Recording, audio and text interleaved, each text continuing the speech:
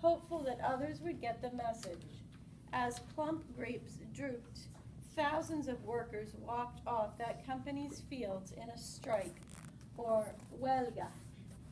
Grapes, when ripe, do not last long. The company fought back with everything from punches to bullets. Cesar refused to respond with violence. Violence would only hurt La Causa. Instead, he organized a march of more than 300 miles. He and his supporters would walk from Delano to the state capitol in Sacramento to ask for the government's help. Cesar and 67 others started out one morning. Their first obstacle was the Delano police force, 30 of whose members locked arms to prevent the group from crossing the street. After 3 hours of arguing in public, the chief of police backed down. Joyous marchers headed north under the sizzling sun. Their rallying cry was "Si se puede," or "Yes, it can be done." The first night they reached Ducor. The marchers slept outside the tiny cabin of the only person who would welcome them. Do you recognize something in that picture?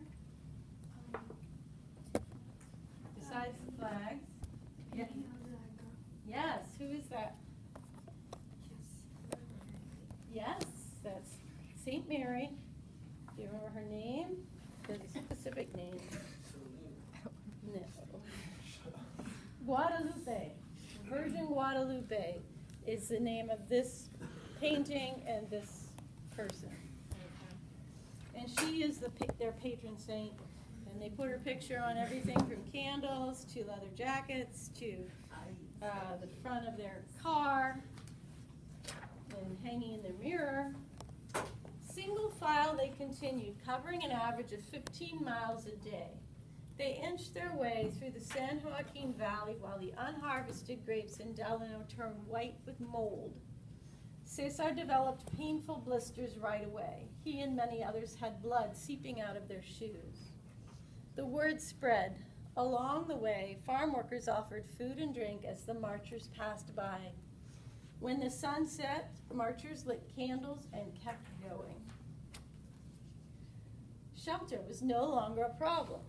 Supporters began welcoming them each night with feasts. Every night was a rally. "Our pilgrimage is the march, the match," one speaker shouted, "that will light our cause for all farm workers to see what is happening here." Another cried, "We seek our basic God-given rights as human beings. Viva la causa." Eager supporters would keep the marchers up half the night talking about change.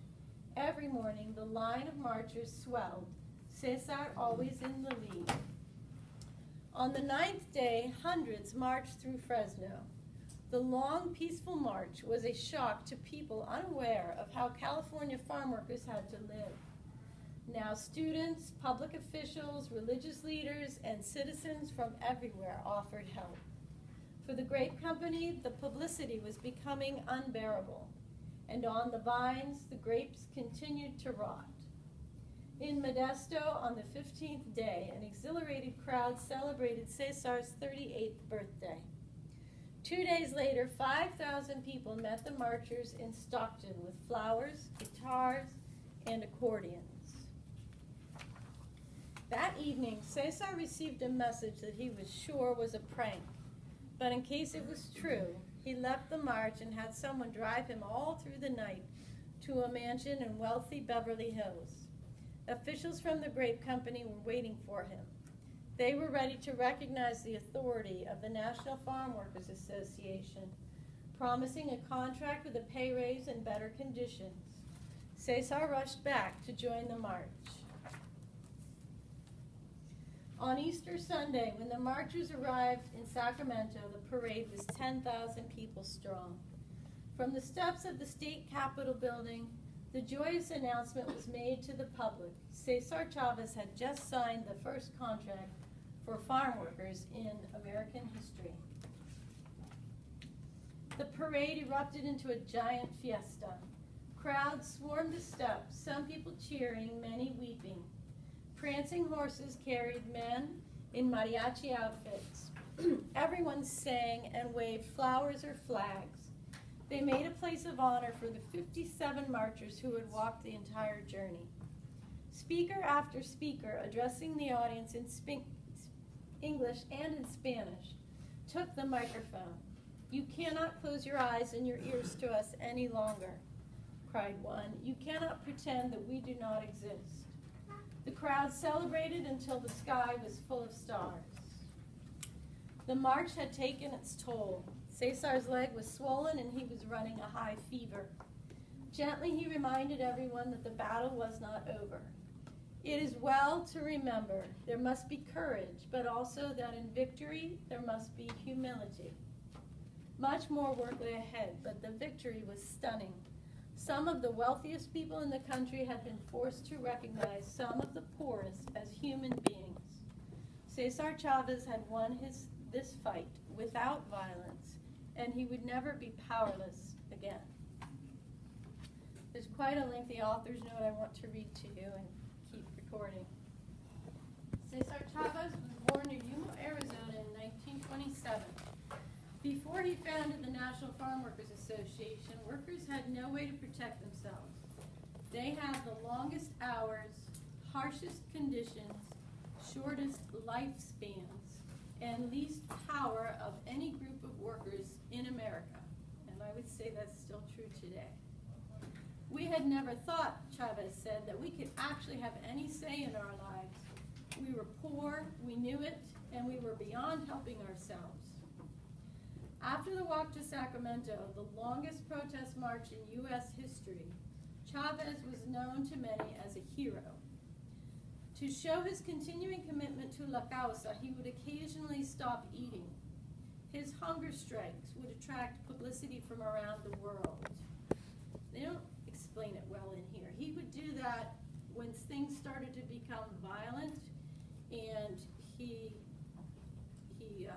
fasted until everyone in his organization signed a pledge to nonviolence. Flying black eagles began to be printed on grape boxes from the few companies that offered contracts, and much of the public learned to avoid the others. It took 5 years of fasting by Chavez, of jail for him and other leaders, of marches, picketing, and bargaining, before most of the largest Delano grape growers gave in.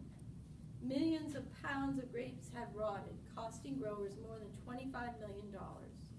It was the first successful agricultural strike in U.S. history. Contracts promised better wages, health insurance, and other safeguards. 45 minutes after he signed the last of the grape contracts, Chavez was organizing a strike of lettuce workers elsewhere in California. Putting in 18-hour days, always on the move, he won many more fights on behalf of migrants, including the banning of the short-handled hoe, the cause of permanent back injury to thousands of workers. There's a picture of that. Never mind.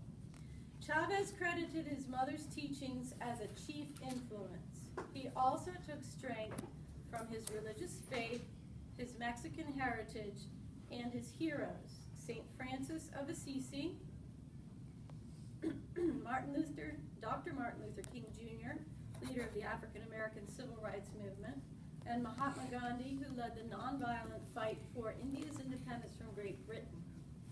Chavez's wife, Helen, provided indispensable help, as did his 8 children, other family members, and loyal co-workers. In 1993, after a hunger strike lasting 36 days, Chavez never fully regained his strength. He died in his sleep at age 66. A crowd many times larger than the one that had greeted him in Sacramento attended his funeral in Delano. Chavez was and is controversial, especially among those resistant to change. He had many enemies and received constant death threats. Even today, some argue about him and his goals, and others have forgotten him or have never heard of him. But many continue to see him as a hero for his utter sincerity, his belief that the peaceful dedication to a cause is more effective than force, and his self-sacrifice in the face of overwhelming odds.